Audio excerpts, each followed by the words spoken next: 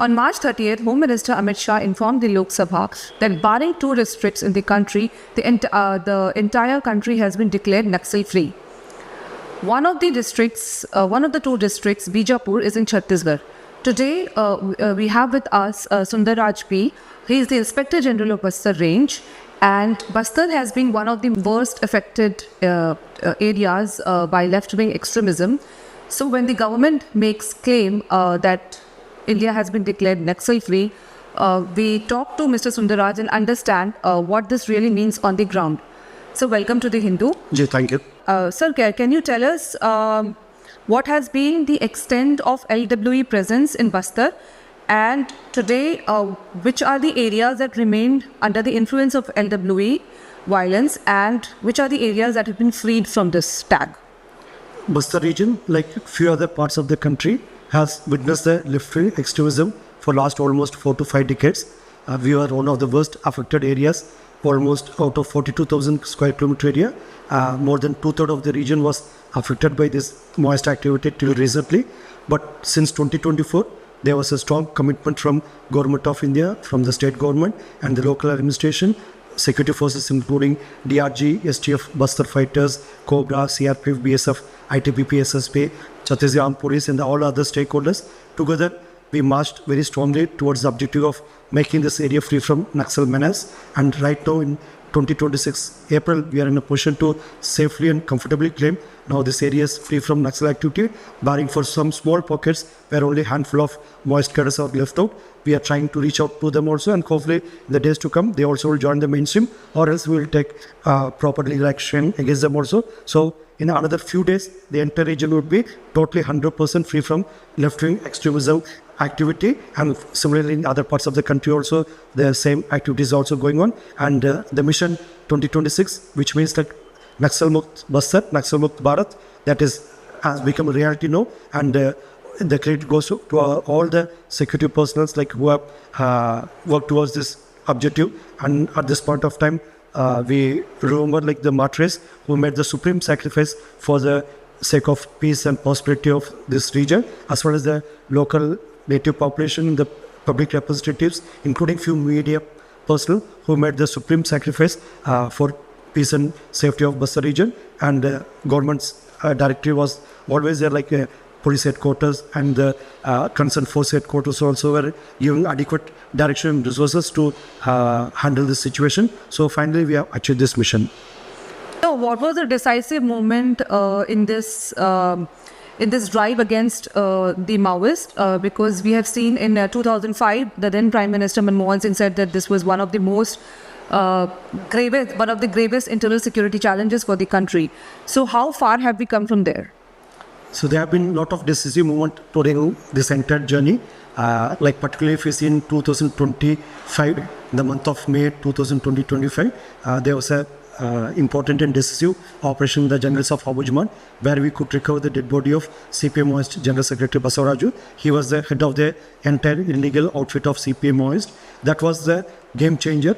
After that, like many other central committee members and Politburo members, they got neutralized in various action across the country. 4 were in Bastar region only, and couple more of in Gariyaband of Chhattisgarh, Nambala Keshay Rao and Chalpati. Even in the adjoining states like Madhvi, Hidma, Ganesh Uike, Vivek Manji, all these central committee and Politburo members, their bodies has been recorded. That made the entire CPM Maoist like a directionless and leaderless.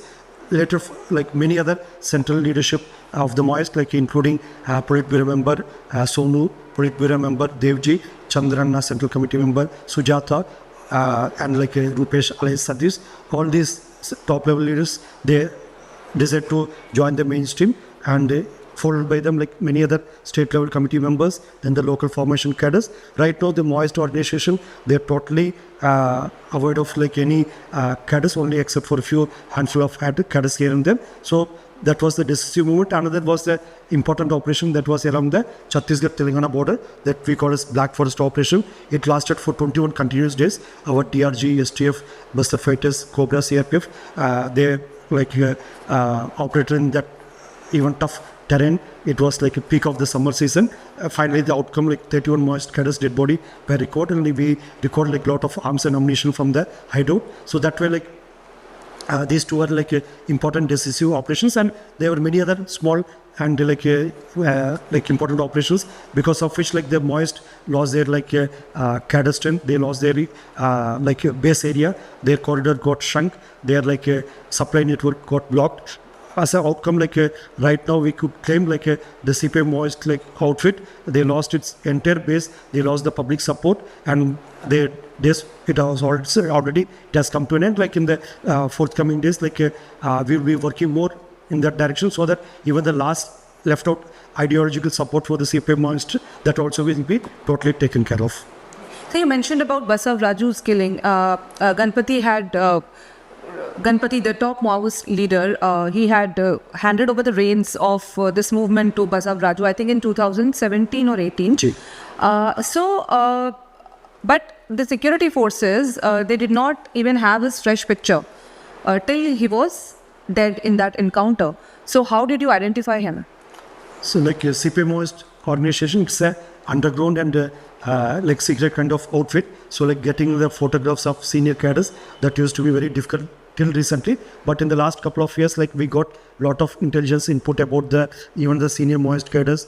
Because of that, we could make outreach to even up to the Central Committee and Politburo members, and the recent time they joined the mainstream in huge number. But till recently, that was a challenge. But we have lot of surrendered cadres who earlier worked with those cadres, top level cadres, including Ganapathi, Basavaraju, Devji. So they were in a position to identify the cadres when the operation took place in Abujamad, when Basavaraju's dead body was recovered. Within few minutes, our surrendered cadres who act as a spotters and guide, after seeing the body, they could immediately recognize him, and they made the declaration this was the dead body of Basavaraju. So that happened in almost all the encounters, the surrendered cadres and the local force which we inducted, who has earlier seen the Maoist in the region, they would be in a better position to identify and spot them. Okay. So the Maoist leadership, you said they have been decimated, but over the past few years, how are they communicating among themselves? Because you said that it is said that they avoided mobile phones and other forms of communication. So what was their mode of communication with each other, and how did the police and the security forces penetrate into into their network? So Maoist outfit, they have certain terms and conditions to function. So mostly they rely upon the human courier. They doesn't use the electronic devices or mobile communication devices extensively. That is limited to only senior level formations. But in spite of that, we had a good ground intelligence network, and we tried to locate them based on other technological assistance also. For security protocol, I can't reveal much about it, but whatever resources we got from Government of India and from the state government, they have been deployed very effectively, and finally we could locate and reach up to the top level Maoist cadres also. They could even reach out many of their hideouts, even their dumps. Recently we recorded so many Maoist dumps along with arms and ammunition, huge quantity of cash, and even 8.2 kg of gold also. So we made use of the technological to the best possible extent, and Maoist earlier they were depending more upon the human couriers, but when we opened up so many security camps in the region, their area of influence, their area of communication, their channel of communication got blocked, their corridor, it got disturbed. So that finally they got isolated in small pockets. They could not meet with each other. Earlier they used to have this central committee meeting, they used to have this Politburo meeting and all, but in the recent times even those meetings could not happen. All these factors they helped us to isolate the Maoist into small pockets, and finally we could have a better operational outcome. When was the last time the top leadership of Maoists met, all of them together?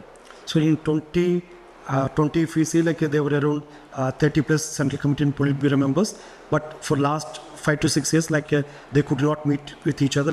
Last meeting would have been somewhere around in 2018 or 17 when Ganapathi handed over the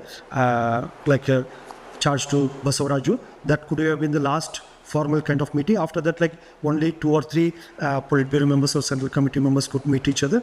They could not have the full time or full-fledged Central Committee or Politburo member meeting for almost last 7 to 8 years. So, if I may ask, where is Ganapathi? Ganapathi is now it is too old, like is not of much use to the organization also, and security forces are keeping a regular monitoring and tracking on him. The days to come, we will be able to locate his location also. But as on date, like he is not actively involved in any kind of like a Maoist activity because of his age and health condition. But we can't write him off also because he has been involved in so many activities, so many incidents. So we have to bring that to a logical end. So all the concerned agencies, concerned police forces, they're looking for him, and hopefully we'll be able to locate him also.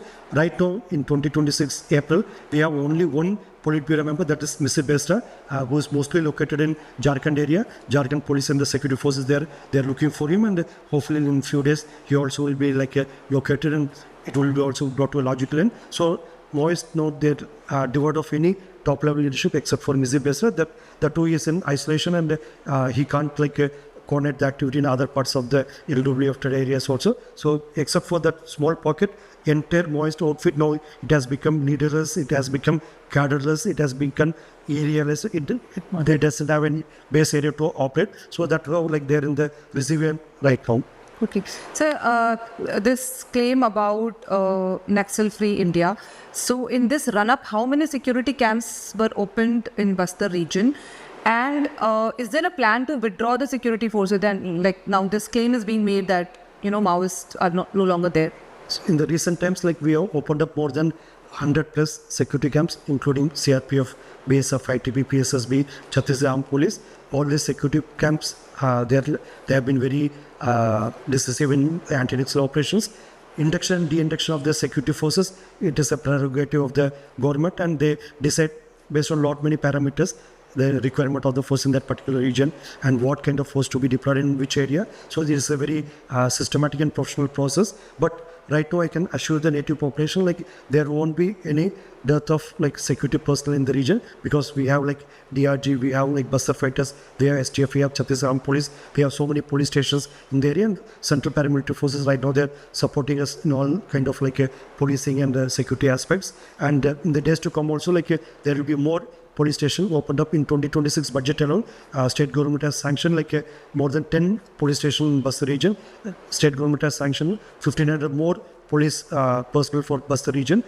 Area also they had 2023 budget also they have sanctioned more than 3,700 police personnel. So like right now we have sufficient force, and in the days to come also we'll be having more fresh recruitments. So there won't be any